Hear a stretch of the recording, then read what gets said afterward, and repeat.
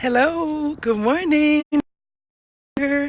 I am going to go live this morning while I'm exercising. Yes, but sometimes when you just get the spirit and you feel the bug, you just gotta go.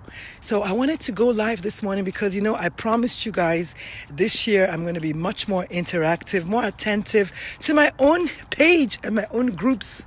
So this is my chance, right? This is my attempt, rather. And thank you so much to the 3 or 4 people that have already caught the bug with me this morning and are commenting on the little question that I posted on the page, which was, what do parents think about yelling as a way of raising kids? So if you know me already, or if you don't know me, I am Nigerian born.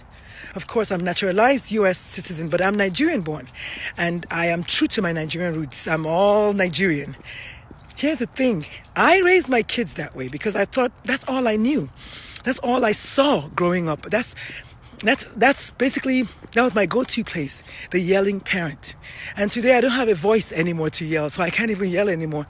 And of course my kids are also older, so I don't have to yell anymore.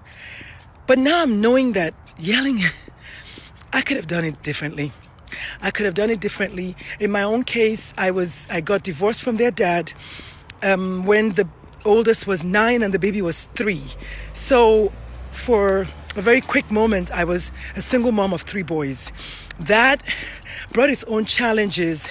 And of course, I didn't think that there was any other way around it because, like I said, that's all I saw. Every parent I knew when I was growing up, every aunt and uncle, they all yelled at us. And if the yelling is not working, they add a paddle to it. So it was kind of all I knew. Well, I'm not excusing that, but that is what I saw. And humans are creatures of habit. It's what I saw, and that's what I promoted as a parent when I became a parent. I'm not into that anymore, and I'm not judging anyone who still does that because, again, that's all we knew. However, in life, according to Maya Angelou, rest her soul, when you know better, then you do better. And so I am trying to say, we're now knowing better that yelling as a way of raising your kids is not the way forward. Who are these people watching me? Please show yourself. I see 2 people watching and I can't see who you are. Please show yourself so I can say hello and hi and thank you for watching. But indeed, this is what I've found. A lot of us Nigerian raised parents, or should I use African raised parents, if I might push my luck a little bit, we kind of just saw our parents raising us that way, yelling, nonstop yelling. And there's more to it because, of course, that's also how their parents raised them and their parents before that.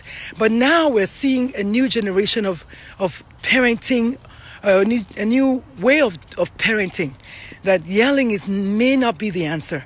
And we should not, propagate that anymore. We want to be the parents that literally talk to your kids. Growing up in Nigeria, talk to your kid, what? Child, have you lost your mind? That's what they're going to say. Like, what do you mean you want to talk to your child? Like, kids are like, at least growing up, when I was growing up, again, I'm not talking about now because I'm now twice removed from Nigeria, so I don't know exactly what's going on. But I do know one person who has raised his kids without yelling. My brother Chris, and I don't even know if he's on this page, but my brother Chris, he might yell maybe in the almost 50 years I've known him, maybe once or twice I've heard this man yell, "Hi Jessica Taylor, yay!" Somebody's showing their face. I've only heard my brother yell once, and let me tell you something. My brother's kids, no, nobody's perfect, but I will say those kids have been raised right. You could tell. There's no aggression.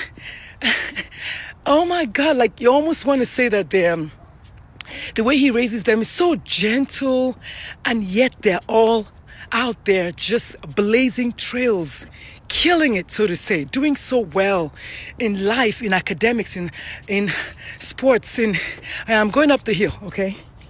So that's why I'm out of breath, but hey, we're going to try to stay fit this 2020. All that good food that we ate over the holidays, we're going to try to burn it. So my brother Never, I have never heard him raise his voice at his kids. I swear to God, I kid you not. And these kids are beautiful souls. They're all doing well. My kids are doing well, but I raised my kids with yelling. I kind of came from that angle of militancy, partially because I was a divorced mother of 3 boys, and all my senses said, you must be firm and strict and almost bullying, but I didn't bully them, but almost bully-like to raise them right, but that's wrong. My brother has a son. He's in college. He was raised just like the same way his sisters were raised. No yelling. Maybe the most dramatic person might be their mom, maybe a little bit of yelling, but I don't even hear her yell at all. Like, I'm talking about 2 people that don't yell at their kids. And their kids are doing well. So I'm coming from a place of no, okay? These people, they've done a phenomenal job. As a matter of fact, I'm begging them to come on my podcast so they can teach the rest of us how they did it. Because there's got to be a trick. So if you're watching this was all I wanted to do. Just to say to you today as a parent, if you're a new parent, if you have a teenager, and this morning I had a question going on my other parenting group, and if you don't know about it, it's called Dr. Lulu's Parenting Your Teen program. Just find it. It's the only one on Facebook, and just ask to join and I'll add you. But we had a question thread going this morning, and then a lady said she was worried that her 13-year-old was angry. And so, I had done like a crowdsourcing, and they had great suggestions, and not one of those suggestions said anything about yelling. They were like, call her, ask her what happened, because generally kids, especially teenagers, they're kind of weird, we know that, but they generally are. They're well-meaning, The world has already branded them as trouble, so we come from that area of thinking they're trouble. And then your perception now becomes your reality. And if the child does anything, oh yes, because they're a teenager, you're already semi-expecting them to. And then it now manifests as that. And then, of course, things fall apart. So anyway, just hop on to Dr. Lulu's Parenting Your Teen program if you want to. And if you live in San Antonio, I do have that event coming up soon. That is going to be Parenting Your Teen Summit. We're going to have a bunch of people from the community who know a little bit more than I do, and we're all going to share with the parents and their teens. And the event is on Eventbrite. It's part of the Dream Week programs that are going to be having here in San Antonio in the next 2 weeks. So please, it's just $20 per family. It's not like nothing. Even if you don't pay, I'm not going to tell you not to come. So please just tell your friends if you live in the San Antonio area. And if you don't, I don't know, maybe we'll try to stream it live on Facebook. Sure, we could do that. But just tell anybody you know to please come. It'll be on the 18th of January at 2 p.m. at the Breathe Lounge. That's the name of the place on 410 and Broadway. It's easy to find. And we'll be there with bells on. Okay, on that note, I'm going to leave you guys. I just wanted to come and say good morning, Happy New Year again, and bless you for being a parent, because it's not an easy thing to do, but we're going to do it. We're going to try to get it done. All right? Bye, folks. God bless you. Take care.